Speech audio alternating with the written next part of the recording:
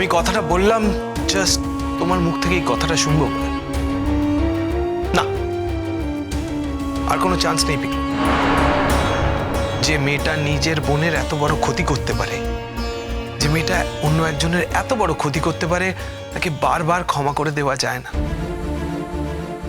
ক্ষমা করলে আবার সে প্রস্তুতি নেবে নতুন করে কি করে ক্ষতি করা যায়।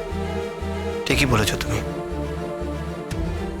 তোমার মন মানতে চাইছে না, তাই তো? না না, এ কি মন মানবে না কেন? অদ্রিজা একটা ক্রিমিনাল, জঘন্য অপরাধী। যে ওর পক্ষে কথা বলবে সেও এই অপরাধীর তালিকাতেই থাকবে। তবু ভালোবাসা কি আর এত কিছু বোঝে? ভালোবাসায় এত যুক্তি টুক্তি কাজ করে না। আচ্ছা দীপ, তুমি বারবার একই কথা কেন বলছো? আমি বুঝতে পারছি না। আমি কিন্তু অদ্রিজাকে আমি ভালোবাসি না। Is that clear?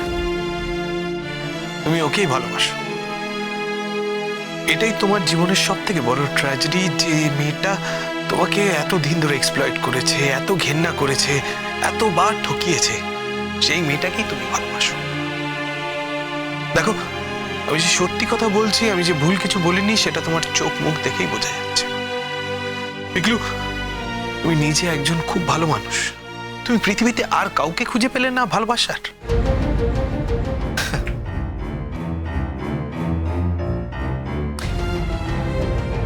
আচ্ছা দীপ, ভালোবাসা কি খুঁজে খুঁজে হয়?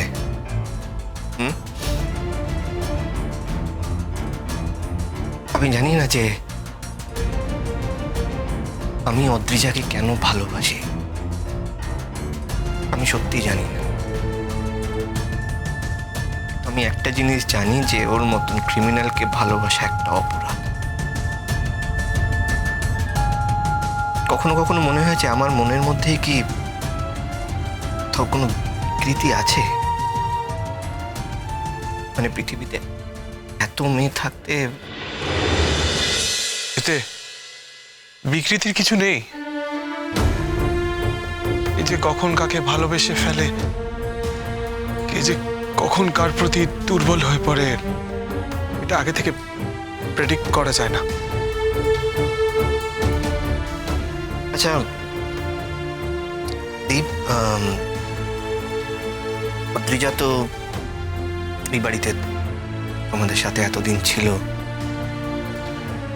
তোমার বাড়ির জন্য অনেক কিছু করেছে, তোমার পরিবারের সবাইকে আপন করে নিয়েছে, তাই তো? আমার বাড়ির লোক সবাই খুব আপসেট। না, আমি সবার কথা বলিনি। তাহলে আমি তোমার কথা বলছি। কি বলো তো? দীপ, অদ্রিজা এতদিন এই বাড়িতে ছিল, তোমার কি ওর প্রতি কোনো ফিলিং তৈরি হয়েছে বা হয়েছিল? না মানে, আমি আমার স্ত্রীকে, মানে মল্লিকাকে খুব ভালোবাসতাম। তারপরে যখন এই সিচুয়েশনটা আমার লাইফে এলো, আমি ভাবলাম এটা একটা অ্যাডজাস্টমেন্ট, আর বাকি জীবনটা হয়তো এই অ্যাডজাস্টমেন্টটা করে আমি কাটিয়ে দেবো। কারণ আমি ওর প্রতি ঋণী ছিলাম। ও যে ভালোবাসার অভিনয়টা আমার পরিবারের প্রতি করেছিল, ইনফ্যাক্ট আমিও এই অভিনয়টাকে সত্যি ভাবতে শুরু করেছিলাম। তারপরে ওর আচার আচরণে আস্তে আস্তে আমার সন্দেহ তৈরি হতে থাকে। আমি খুব অ্যালার্ট ছিলাম।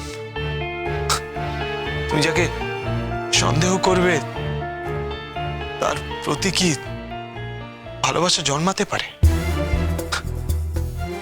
তাই আমারও তিতির প্রতি কোনোদিন কোনো ভালোবাসা জন্মায়নি। ভালোবাসা তো দূরের কথা, কোনোদিন কোনো দুর্বলতাও তৈরি হয়নি। আমি সবসময় খুব কনসিয়াস থাকতাম, খুব অ্যালার্ট থাকতাম। মেয়েটার কপালও বটে, এই পৃথিবীতে বোধহয় একটা লোক ওকে ভালোবাসে না। কে বললো? তুমি তো বাসো। আরে না, আমার কথা বাদ দাও দীপ। কেন? তোমার কথা কেন বাদ দেবো? তুমি কি মানুষ না? তুমি তো একটা সময় ওর স্বামী ছিলে। এখন স্বামী না থাকা সত্ত্বেও স্বামীর দায়িত্ব পালন করে যাচ্ছ। কি পালন করেছি?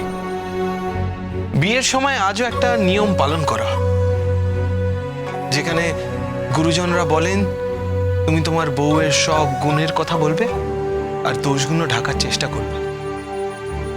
তুমি সেই চেষ্টাই করে গেছো পিকলু। তুমি আজকেও এখানে এসছো ওকে ভালোবাসো বলি। তুমি চাও না ওর কোনো ক্ষতি হোক। হ্যাঁ, আমি সত্যি চাই না যে অদ্রিজার কোনো ক্ষতি হোক। আমি সেটা চাই না। ও সারা জীবনের মতন আমার কাছ থেকে দূরে চলে যেতে পারে, আমার চোখের আড়ালে থাকতে পারে, কিন্তু ওর যাতে কোনো ক্ষতি না হয় সেটা আমি চাই। তো আমার এই চাওয়াটা যদি আমার বাড়ির লোকে জানতে পারে তাহলে আমাকে ব্রাত্য করে দেবে। ওই পরিবারের সঙ্গে আমার আর কোনো সম্পর্ক থাকবে না, কারণ অদ্রিজা আমাদের পরিবারের যথেষ্ট ক্ষতি করেছে। আমার কাছে আমার পরিবারের দাম আমার জীবনের দামের থেকেও বেশি। এনিওয়ে, এই ব্যাপারে আমরা অনেকক্ষণ ধরে কথা বলছি। আমার সত্যি এই ব্যাপারে আর কিছু বলার নেই। আমি চাই যে ও শাস্তিটা পাক, কারণ এর আগে ও যতবার শাস্তি পেয়েছে কোনো না কোনো কারণে ও ঠিক বেরিয়ে এসছে। তাই এবার আমি চাই যে ও শাস্তিটা পাক আর পুরো শাস্তি পর্বটা কাটিয়েও বাইরে আসুক। এটা হয়তো তুমিও জানো না যে ও পাল্টে গেলেও পাল্টে যেতে পারে,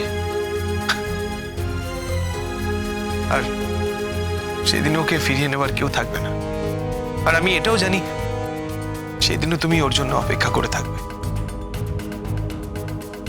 আর সত্যি যদি এরকম কোনো দিন আসে আর সেদিন যদি তুমি ওকে অ্যাকসেপ্ট করে নাও, আমার কিছু বলার থাকবে না। দ্বিতীয় হয়তো সেদিন তোমাকে সত্যিকারের চেনাটা চিনতে পারবে। সুদূর ভবিষ্যতে তোমরা হয়তো একটা সুন্দর দাম্পত্য জীবনও কাটাতে পারো। না দীপ, সব কথা আমি ভাবছি না। ভাবছো? আরে তুমি কি আমার মনের কথা আমার থেকে ভালো করে জানো? তা জানি বই কি। আমার চোখকে ফাঁকি দেওয়ার চেষ্টা করো না পিকলু। দিদিকে ভালো করার জন্য, অন্তত দিদিকে মানুষ করার জন্য এইটুকুনি স্যাক্রিফাইস করো। আচ্ছা দীপ, ওর তো যাবজ্জীবন হয়ে যেতে পারে। হতেই পারে। একটা মানুষকে ও কতবার মারার চেষ্টা করেছে। ফাইনালি একজন গর্ভবতী মাকে মারতে চেয়েছে, বাচ্চাটা মারা গেছে। হতেই পারে যাবজ্জীবন, কিন্তু হলেও তারপরেও তো দিন পড়ে থাকবে পিকলু। না, ও তো সচ্ছল বাবা মার কাছে মানুষ হয়েছে, কষ্ট সহ্য করতে পারবে। তাই ভাবছিলাম যে যাবজ্জীবন পর্ব চলতে চলতেই ওর নিজের জীবনটাই না শেষ হয়ে যায়। না, হবে না। তুমি যতটা ভাবছো ততটা ভাবার কথা নয়। না, ভাবছি না, বললাম আর কি।